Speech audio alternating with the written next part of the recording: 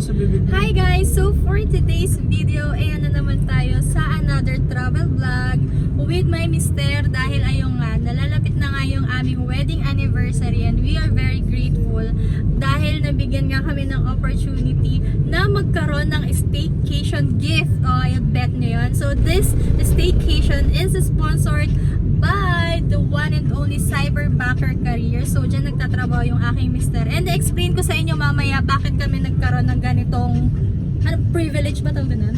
Privilege benefit sa kanyang gift. Ayan, gift. Siya.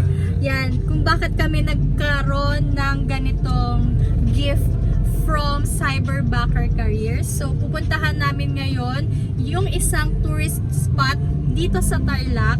And ayan, mamaya makikita nyo kung ano yung itsura niya. First time lang din namin pupunta dito.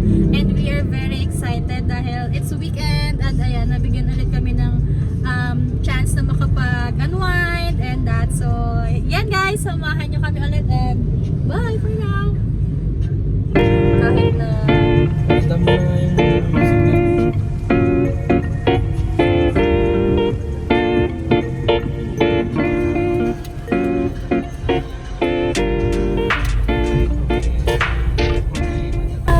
Nakarating na tayo. So, dito yung entrance. May guard ba? Stop. Ayan. So, ayan. Mag-check sa guard for the reservation. Ano po yan? By booking po kami ngayon. Alas po. Check-in. Gigi Jimenez po. Okay na ba? Thank you po. So, aware na sila sa names, no? Yeah. So, ito yung farm. Hindi ko alam kung ito yung mismong Oh, exclusive siya kasi napasok pa layo, oh. layo. Mga farm. Ay, mga farm. Yung mga hayop. Hindi nagpapakain. So, we are here at tapos kamunahan. Estancia de Lorenzo.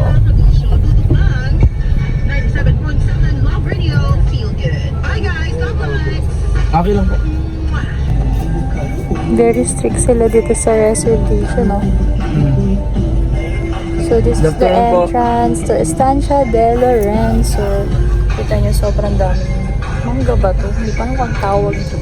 Itong reception, dito ba? Wow, ang cute naman ng reception area nila, guys. Parang tayo lang yung tao, ah. Ewan na, exclusive foreigners. Cute na mga flowers. Okay, kami sa reception. Ayun guys, nandito na kami ngayon sa Estancia de Lorenzo. So, located lang siya sa Barangay Dolores, Capa. So, andun si JV. So, chinecheck niya yung reservation ng Cyberbacker. Kasi syempre siya yung nakapangalan dahil doon siya nagtatrabaho. So, ayun, chinecheck lang nila. And ang check-in namin dito is 2 p.m. and ang check-out the next day is 12 noon. So, it's an overnight staycation. So, ang cute din dito. Ang daming flowers. Hindi ko alam kung makikita nyo. Ayan o, ang cute no. Ang daming flowers. And very accommodating yung security guard. No? Fairness. So, hintayin na lang natin si JB.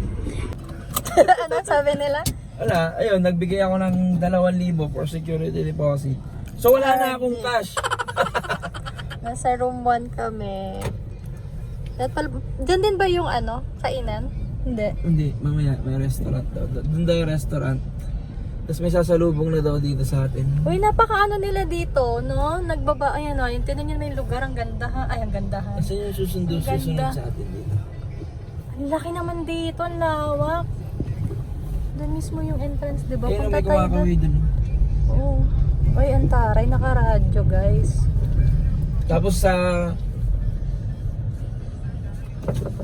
dito na ba? So, nandito kami sa room 1, sa pinakauna. Yan. So, i-room tour ko kayo. Ayan yung itsura ng mismong room.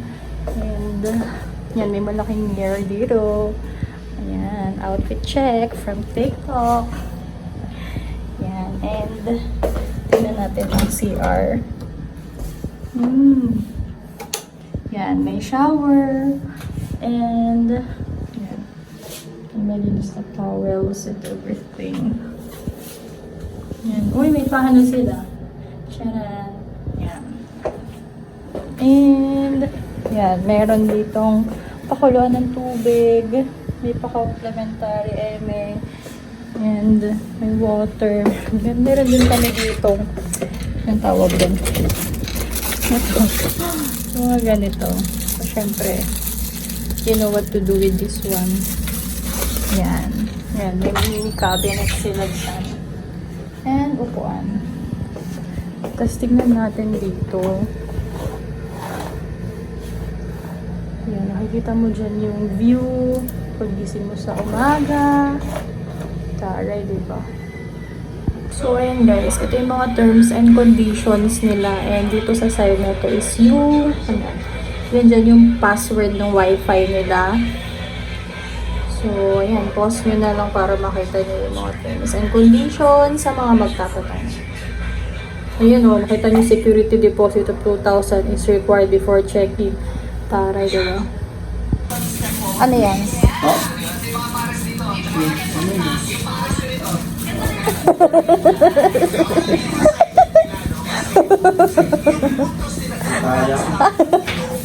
Tara, guys, kami lang ang tao today. So, medyo napaaga tayong pagpunta namin. So, dito yung poolside. And, ayan o. Diba? And dun sa dulo, may mga pwede kayo mag-prenup. Ganyan. And, dito sa likod, and madaming parking area. Ang luwag naman dito. So, mag-explore kami mamaya. Yan. Ayan guys, so meron ngayong kami naabutan na kite competition. Ayan, no, very friendly naman tong, very kids friendly naman tong Estancia de Lorenzo. And ito yung mismo pinaka pavilion. Ayan siya. Sobrang lawak dito guys. And dito kami ngayon sa mismong pavilion nila. And dito mamaya kami kakain sa Balay de Lorenzo. Ayan. So, papasokin natin yan later. So, it's already 4 p.m. Magpa-5 na din ata. 4 p.m. 5. Di ko naman anong oras. Ano oras na kan? Ayan. Magpa-5 na. And ito lang kami, manonood lang kami ng mga pa-event ng Estancia de Lorenzo. So, yan. So, this is the view pag gabi na. Wow, ang ganda naman dito. It's so maganda. Ayan o. Yan, kung gusto niyo mag-propose. Charot! Tapos na! Yan. Gusto niyo mag-senti-senti. Ayan, ang ganda. Ayan. Yun guys, pupunta na kami sa Balay Estancia. Dahil kami ay magdi-dinner na dahil magsasara na daw sila ng 7. So, ayan. Pwede naman daw na siguro room service, pero punta na lang kami dito. So, ito po yung food namin for tonight. Ayan, yung inasal. Ayan, kay Javi. Ayan, so may pichel din kami dyan ng cucumber lemon. And ito yung sa akin. Tapa. Ayan.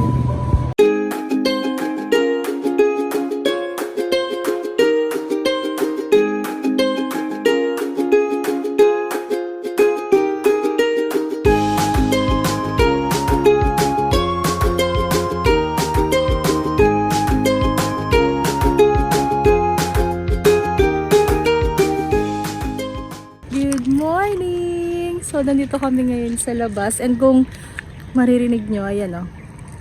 Maririnig nyo ba? Diba? Yung mga manok, tumitilaok sila. Ayan, mag-walking lang kami dahil maaga kami nagising for today. Kaya 7 a.m. ang breakfast. 7 a.m. ang breakfast dito. And yan. Parang over. Dito may mga mini greenhouse. Ayan. Yung mga tanim nila. Look, may mga, anong tawag dito, Han? Rambutan? Kay Papo. Ayan kasi guys, ano ba to? Berries? Hindi. Wala bang ganito sa Rangayan? Wala. Hindi ko alam eh. Hindi ako kumakain ng ganyan nang hindi ko alam. Yun. Eto guys, sobrang daming manok. Nabungin yung araw. Dami. Wow! Oo nga, no, parang sabong yun. Uy, ang dami, day. May traktor pa. Ano, everyday nagigising sa'yo. Hey! Welcome to the vlog! Say hi! Yes guys, papakainin na kayo ng inyong mga amo. Yeah. So, tawag dito. Siganaga. May pansit. Torta. Bagong luto pa. Wait. Popoy ba to? Popoy?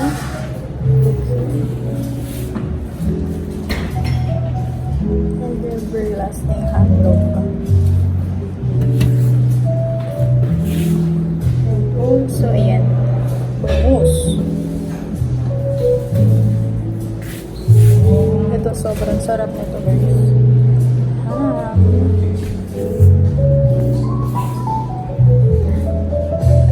Ganisa.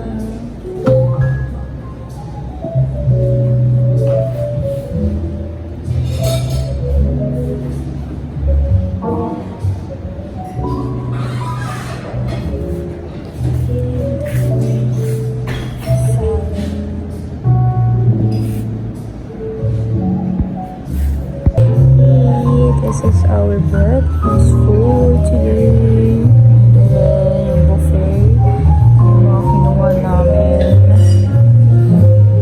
Ayan, so kami pa lang dito. Wala. Hanap tayo. Thank you. Hi. So, let's eat. Sobrang sarap nito ang pandesal nila.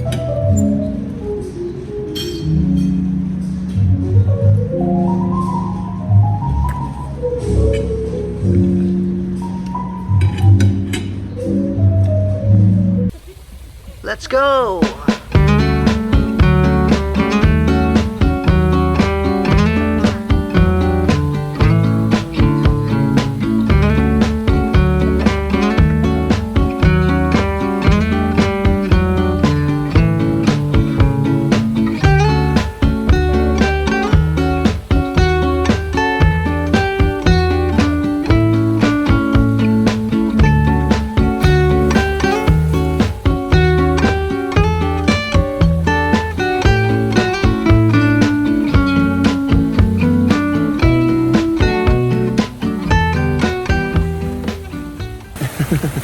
The reason why we are here ay dahil sa kanya. Ayan. So, ayun, binigyan siya ng gift, ganyan. So, paano mo ba na-avail yun? Hindi, yung gift kasi na to, akala ko hindi na siya pwedeng i-avail. Actually, yung gift na to is para sa mga bagong kasal. So, nakita ko lang, ito pa lang ganitong nila, anong tawag dito, pag-gift sa mga newlyweds is, nag-start siya last year pa. Actually, nakita ko lang siya nung October, itong taon na to, 2023. So, kinasal kami December 28, 2002. Huwag ka ng detail. Basta Ginasal, explain ko nga. explain mo. Diba? Kinasal kami na December 2022. So, nakita ko lang na meron palang gift sa mga newlywed noong October 2023 na. So, nag-try lang ako magtanong kung pwede ko pa rin bang siyang i-avail. Kasi ma-avail siya 2 months after nung kasal. Kasi parang siya gift nga sa kasal. Or pwede rin nilang ipadala yung gift nyo during the wedding, during nung kasal nyo. Okay, mga choices kasi is appliances, mga ganon. Pero ang pinili kasi namin, yung huli dun sa choices is get away for 2. So nakita ko, what if try kong i-chat yung nag-aasikaso ng ganitong events, ng mga ganitong gifts. Inask ko lang kung pwede pa rin siyang i-avail since kinasal kami last year pa. So yun, chinat ko, ni-reach out ko siya, then tinanong niya sa supervisor niya kung pwede pa. So good to know naman na pwede. So, inavail namin siya. Maganda nun, 1 month bago yung anniversary namin. Na-avail namin siya. So, Pero yun. first, ano ba ang cyberbacker careers? So, ano bang klaseng work ang meron dito sa cyberbacker careers? Actually, yung company namin, Cyberbacker Careers, ano siya, BA agency. Virtual assistant. Agency siya. So, in short, VA virtual assistant, nagmamanage kami ng mga social media, emails ng mga clients, ganun. So, sa mga nakakalam dyan siguro, putok na rin kasi ang VA ngayon eh. So, aware naman, Yeah. aware na sila kung anong trabaho o anumang industry meron kami. Sa benefit na nagustuhan ko dito sa cyberbacker, though hindi man ako part ng cyberbacker, yung husband ko lang, is that meron silang mga parang complementary benefit. Meron pa yung, pag nagka-baby na kami, for example, nagka-baby na kami, sana ibigay na nga, di ba? Pag nagka-baby kami, then, nanganak siya, meron ding gift na makukuha si baby. Ewan ko lang kung ano yung So in choices. short, madaming benefit pagka kayo po ay Part ng- pumasok Part ka ng or cyber career, nag-apply cyberbacker sa career. cyberbacker career. Ang daan pa sa cyberbacker careers is, hindi mo kailangan na may experience ka sa VA. Okay, konting knowledge lang sa email management, konting editing skills, pwede ka nang mag-apply dito. Pero madami siya, madaming Madaming work, video editing, work related regarding social media, management, ganyan. digital So, marketing, marami. Kudos to cyberbacker careers and thank you so much Salamat, for this salamat. gift. Actually, kahit na overdue na siya. Overdue na siya. Pero Overdue actually, na ito yung pa, pagpunta namin dito. sabihin ko pa, hindi lang yon. Actually, pag birthdays nga namin, pinapadalaan pa kami ng food. Yeah. May mga simpleng, alam niyo yung mga ganung simpleng lang, nakakatuwa lang. Kasi hindi naman na nila kailangan gawin yun. Pero still, parang na-appreciate ka nila as part ng kanilang team. Overnight stay lang siya. So, yun na lang yung pinili namin. Kasi as of now, wino-workout pa namin yung bahay and all. So, instead of mga appliances. Actually, meron yung May mga appliances na choices kami. ka doon, meron kami. Kasi may mga yung kasal namin, yung mga gift nun, nakatago pa lang siya. So, kung dadagdagan namin yun ng mga appliances, Baka nandun pag lang may bahay siya. na kami, Kumbaga, sira na. Oo, kumbaga mabibili namin kasi yung mga Pag ganon, later yung mga, na lang yung mga talaga. bagay na ganon, mabibili namin. Pero, ang gusto kasi namin, Muna. ang gusto kasi namin doon, the fact na may choice na mga getaway or staycation, yun na lang yung pinili namin Muna. for the Okay. memories, ganyan. So, yun muna yung pinili namin. Kasi wala, gusto lang namin mag-gather ng Ng mga memories. ganito, mga vacation, since wala pa naman kaming baby. So, yan, ganun muna yung ginawa namin. And I think it's worth it naman dito sa Estancia de Lorenzo dahil very accommodating ng kanilang mga staff from the beginning. Kung nasa From the beginning, So, from the beginning, dun pa lang sa guard, heads up agad sila na once dumating yung, actually 1 p.m. kami nakarating dito. So 2 p.m. yung check-in namin. Andun, na heads up na agad yung guard na, ganito, may guest. And then after that, kung makikita nyo dun sa video namin, sobrang lawak ng kanilang nasasakupan. Hindi na ako nagpakita Parang- ng ID. Sinabi ko lang Sobrang yung name ko. sobrang ang lawak nung nasasakupan nila. Ganun kalaki yung farm. Actually, this resort is a farm. I think farm resort siya. Wherein may mga choices po kayo dito na pwede kayong mag-farm tour. May mga available na packages. So, mamaya ilalagay ko yan at the end of the video. And pwede rin yun silang i-visit dito sa kanilang social media handles. So, ilalagay ko dito yung kanilang Facebook page. Yan. So, may mga rates din sila. May mga regular room rates, standard, family, ayan, for events. And also, mga photoshoot. Like kanina, nung nag-breakfast kami, may mga photoshoot events. And din silang breakfast buffet for 400 pesos. Pero yung nakita namin dun sa binigay na receipt ng Cyberbacker is that yung meron naman ng complimentary na breakfast for 2, in-upgrade nila yun into buffet. Grabe, no? So, yun, ganun Thank you sila dito. talaga. Diba? Ang kulit lang na breakfast. Thank you sa Cyberbacker. Pwede Yeah. namang wala nang upgrade eh. Oo. In-upgrade pa nila into buffet yung complimentary na complimentary breakfast Oo, na. tapos, meron din dito is yung mga friendly rin yung kanilang staff. Sobra. Yan, ganyan. Though bawal nga lang magpasok dito talaga ng pagkain. Tatawa. Inalo kami ng tubig. At saka yung isang siopaw na natira namin nung kumain kami kahapon. Oo, actually inalaw. nakiusap na ako doon. So, din kayo dito. kunyari pag Ay, gabi, oo. kinatok kami kasi 7 p.m. nagko-close yung Balay de Yung Lorenzo. restaurant nila. Balay de Lorenzo. So, doon yun sa pinaka-main, doon sa may... Yung restaurant nila yun. di ba? Oo. Doon sa Balay de Lorenzo, ako mismo pupunta. Or pwede rin magpa-room service doon. Meron naman dito sa May Mangga. Pwede ka naman dito kumain kasi may mga available chairs. So, ayun. Thumbs up for that. Oh, actually, hindi yung ibang resort yun. Hinayaan na nila kayong kumbaga masaraduhan. Hindi pa kami kumakain. So sila, ina-advisuhan nila isa-isa yung mga naka-check-in. Ano ba tawag? And ayun, Guest. dun sa rooms, meron silang free wifi, merong TV, though wala silang Netflix. Yun lang, wala silang Netflix, pero that's okay. Sa hotels And, naman talaga wala. Wala naman talagang Netflix. Pero may oo, wifi. Oo, kasi dun sa last na di ko lang alam, pero yun, may wifi sila at least. Kahit na mag-work from home kayo, mag-staycation kayo kahit saan, you will be able to do your work, diba? Kahit na kung saan lupalop ka man. Lalo na pag virtual assistant ka, like him. Laptop Ayan. lang. Pero since weekend naman, wala naman siyang pasok. Kami lang dalawa. Kasi hindi ko alam kung nasa ibang mangga. Siguro kumakain pa sila. And yun, tinanong ni JB kanina. Yung breakfast. Yung breakfast Actually, kasi pabiro lang yun eh. 7 a.m. to 10 a.m. lang ang breakfast buffet. So, ang dami ring pagpipilian. Sobrang sarap din ng kanilang mga pagkain. So, wala akong masabi. Sobrang sarap nung kanilang dalandan. Ano bang tawag dun? Lemon? Cucumber lime. lemon. Ay, yan. Cucumber lemon lime. Ayun yun. Ang sarap niya. Ang sarap nun. Ang sarap nun. Tapos lang yung longganisa Yun, nila. tuloy mo. Yung waffle. Ano pa ba yung masarap dun? Yung ham, Yung ham, oo, yung ham masarap. Tapos yung salad. So, yung dressing niya masasarap. masarap. Ayun, masarap siya. So, super worth it na din Tapos, siya. eto malupit. Pabiro ko lang siyang tinanong kanina yung nagsiserve dun.